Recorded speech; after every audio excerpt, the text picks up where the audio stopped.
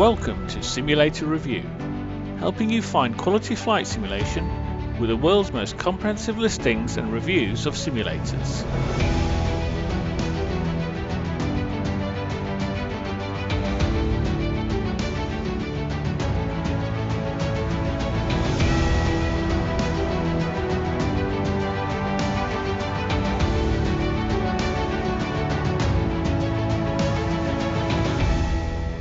A warm welcome to this episode of our podcast for the flight simulation community.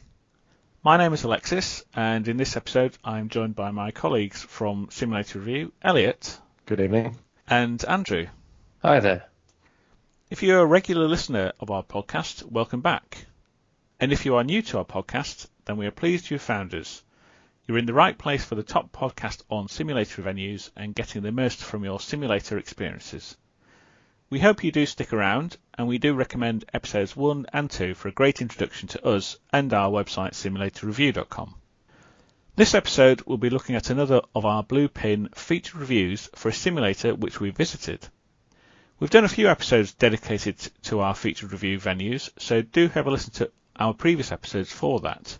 The last one we did was in episode 18, where we looked at D-side flight simulators in Ellesmere Port in Cheshire in the UK.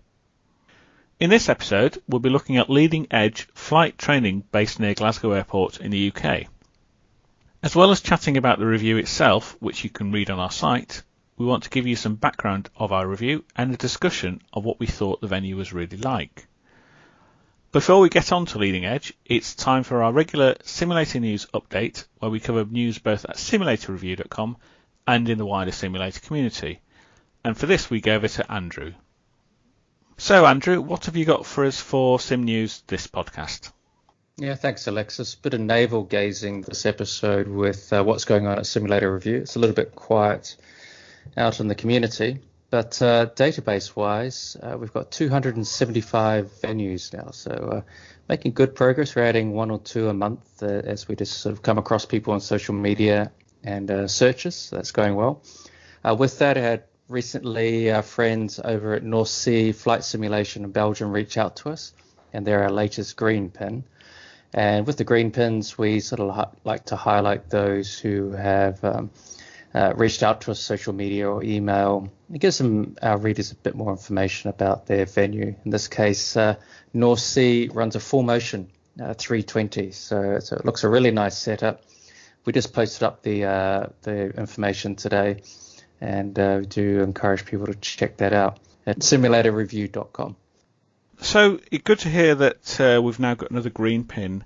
So for anybody listening, especially for venues who maybe aren't sure about this, we've really got 3 levels of pins on the map on our directory. We've got the yellow pins, which is that we've found the venue online and we've just populated the information using the kind of basic information that's usually on their website or on their Facebook page.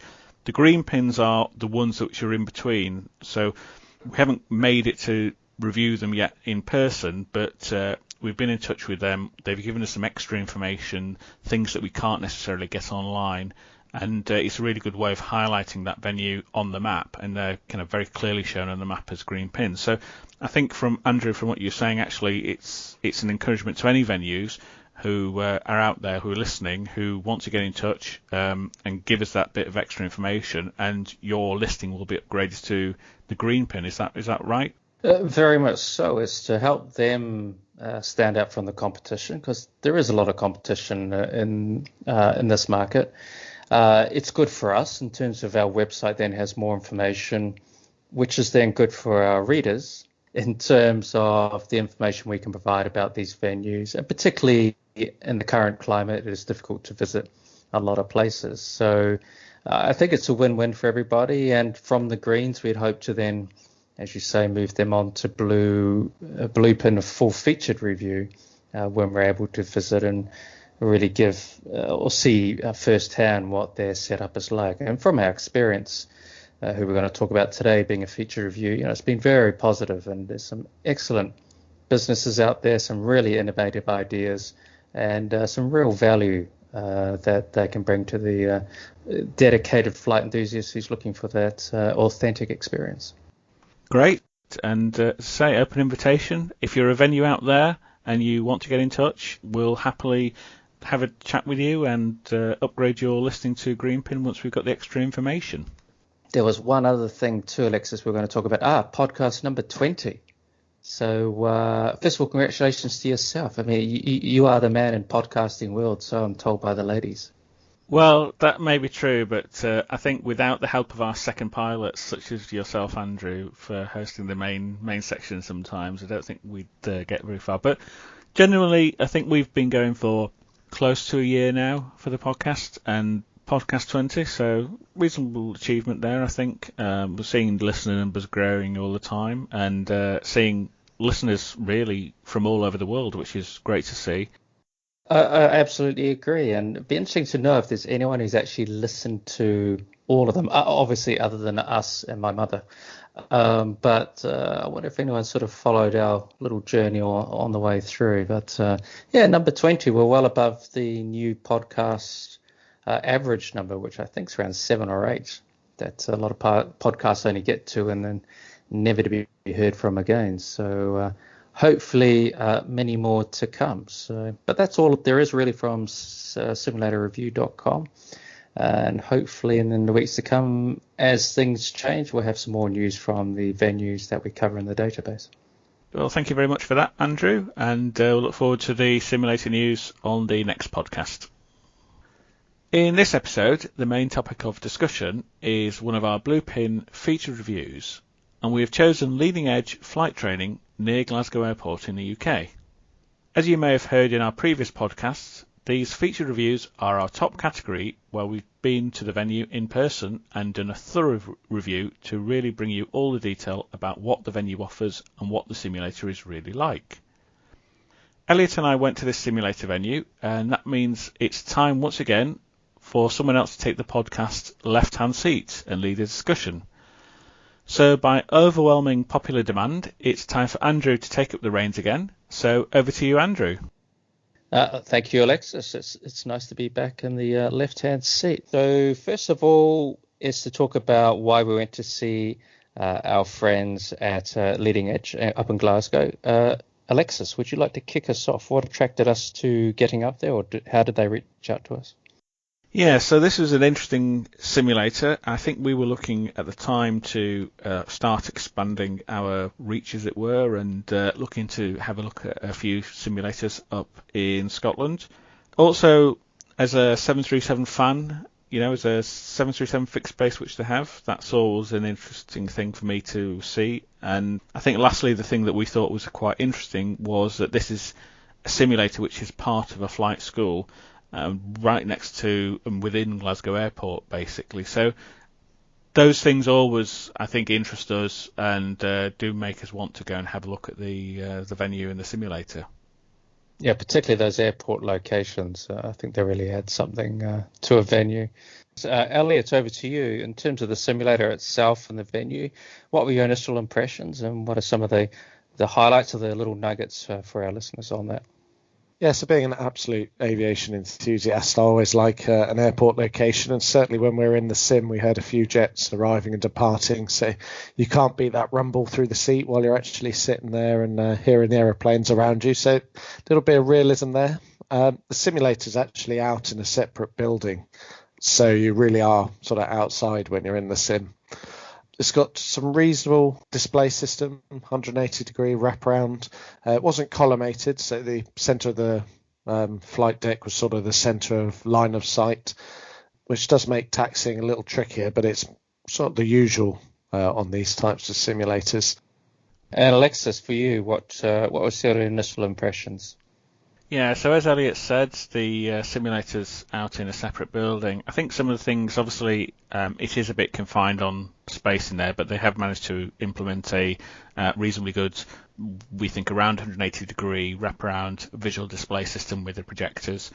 The flight controls, we did have a fly around on it.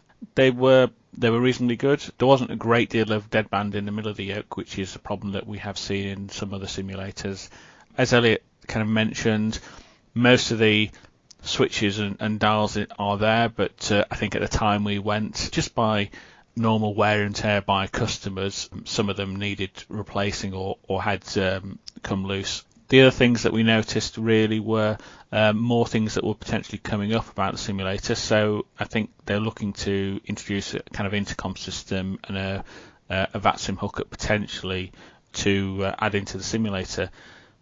There wasn't a great deal of space behind the pilot seats for spectators to come in and watch. That was a bit of a shame, we thought, with the simulator.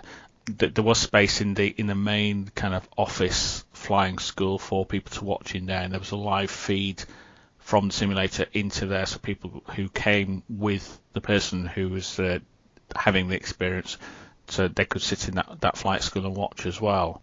The scenery, I think we felt it could have been better. I mean, those are things I think which are usually relatively easily fixed by getting some better scenery. But we had a bit of a fly around. As people know, we tend to reposition in a few places and see what it's like, Heathrow being one of them, But overall, I think that was our view of the simulator. So when you go and do your reviews, we're not only looking at the simulator itself, but their overall business, the website, the quality of the contact, the value of the money we think people are getting, bang for buck. Alexis, what was your view? What's your impression about that, about the booking process and so forth? Yeah, so I think as we mentioned, it's part of a flight training school. So the venue itself is down a road around the perimeter of Glasgow Airport. The signage could be a bit better, we felt, coming off the main road, but we managed to find it and find the flying club. The booking process, I mean, you can book through their own website, but I think what we found is that it's really geared up, and the discounts that are available are geared up to kind of gift vouchers. So if you can find them on a gift voucher site, you are more likely to get a much better price than you are through the main website. But it's a traditional way of you book a gift voucher and then you have to contact them to arrange a time and a date. Overall, I mean, based on the kind of the welcome we got, talking to the other people who were there in the flight school, who do all the admin, generally we felt it was kind of friendly, and things were dealt with in terms of inquiries in a reasonable amount of time. We'd certainly recommend people have a look for them on gift voucher experience websites, though. I think that's really where the much better prices are, as opposed to booking directly through the website. That seemed to be a key part of their marketing process, if I remember correctly. I'm not sure if we've seen that so much from other venues, but these guys really focus on that gift voucher market. That's the impression I got from it. I mean, they are kind of going for a slightly different market to some of the simulators we've seen. So they're looking more focused towards the people who are coming kind of for a first-time experience, for a half an hour or an hour's session. Okay, that's really important, because you don't want people turning up to a place that's, for example, airline preparation, or you're a dedicated diehard enthusiast, but that's not the core business of that simulation venue. One of the reasons we have our website is to try and better align. If you just want that gift voucher experience, then this is the venue for you. Their price reflects that. Whereas if you have a 10-week type rating course, okay, you go somewhere else perhaps for that sort of instruction. So it moves us on to the instruction side of things. One of the important parts, it really does add to the quality of the product that's being delivered. Al, did you have any comments on the instruction side and the staff in general at the venue? Yep, so it's got a bit of a friendly flying club atmosphere to the place. So we walked in and there were airline crews from Loganair sitting there that we struck up conversation with. So amongst their instructors, they've got non-pilots, which I believe the owner, he might have a PPL, but it's not an airline pilot, all the way up to, we had Jet2's base captain for Glasgow doing some instructing in the simulator while we were there. So there's a wide range of pilots there, from flying instructors with the club that also do a bit of instructing on the sim, a couple of non-pilots, or non-airline pilots I should say, and then a couple of very experienced, very seasoned captains there as well. So it's a real mix. That is a real mix. It's probably something a little bit different to what we're used to seeing as well. It's I'm not sure I've had that sort of spread before at a venue. Any sort of final thoughts? We're sort of coming to the end of it, really. Alexis, if we could start with you, sort of final thoughts or comments on the venue and perhaps who would it suit if someone was looking to use this place? Yeah, I think it very much suits somebody who is just looking for a first-time experience on a simulator, somebody who's not necessarily had any flying experience, who wants to have a relatively reasonable experience on a simulator, see what it's all about, and try and get some kind of fun from and enjoyment from that. I think one of the things they do is they offer kind of discounts to members of the flying club that's actually there as it's part of that. So that's clearly, a nice thing to do. It is where we've seen some simulators before, which is that it's kind of come out of a flying club and it's available there to the members to fly as well as members of the public. But I think the difficulty is because of the level of competition in that area. It's a very demanding market in that local area for them. So, but I think they do serve that market of the first-time person reasonably well. Nice one, thank you. And Elliott, your sort of closing comments, a summary of our venue. Yeah, my closing thoughts would be to have a really good shop around if you're looking for a simulator in this area. There is a lot of choice that you've got there, so make sure you've researched the type of simulator and the type of experience you're after, and also have a really good shop around for the pricing of this simulator as well. So it'll pay very much dividends to have a look on discount sites and sort of Groupon voucher sites before purchasing there. I personally wouldn't buy directly from the company because it's considerably more expensive than elsewhere. And also just bear in mind that the access to this simulator is perhaps a little more difficult for someone with reduced mobility. So they're the things I'd have in mind when attending this location. All right, thank you. Well, thank you to both you and Alexis for your time to go up there and visit them, and hopefully our listeners and our readers will, find that useful and sort of tailor towards finding what they're actually after and the simulation needs. Right, thank you very much, Andrew, for leading us on that discussion. Certainly one to perhaps consider, but as we've always said, have a look at the ones which are available elsewhere in the area. We will have more episodes covering our Bluepin feature review venues in the future, so do keep an eye out for those.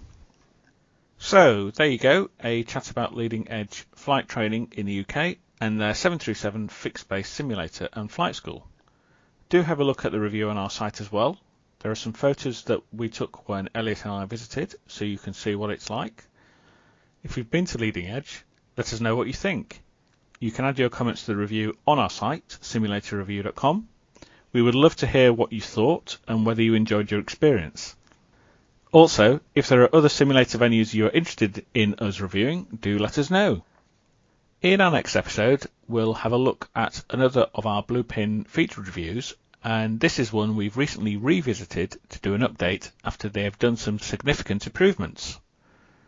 We should also have a special guest on to have a chat about the venue as well. If you want to know more, then join us for the next episode in 2 weeks' time. In the meantime, please do subscribe to our podcast. You can find us on your podcast service of choice. And if you like what you hear, please do leave us a star rating and review. Until next episode, it's goodbye from me, it's goodbye from Andrew. Goodbye. And it's goodbye from Elliott. Goodbye. Thank you for listening to the Simulator Review podcast. We would love your feedback, so please do comment and rate us. Please follow, share, like and subscribe on all our social media channels, where you can see regular updates on new simulator listings and reviews, as well as our latest articles. Until next time, happy simming.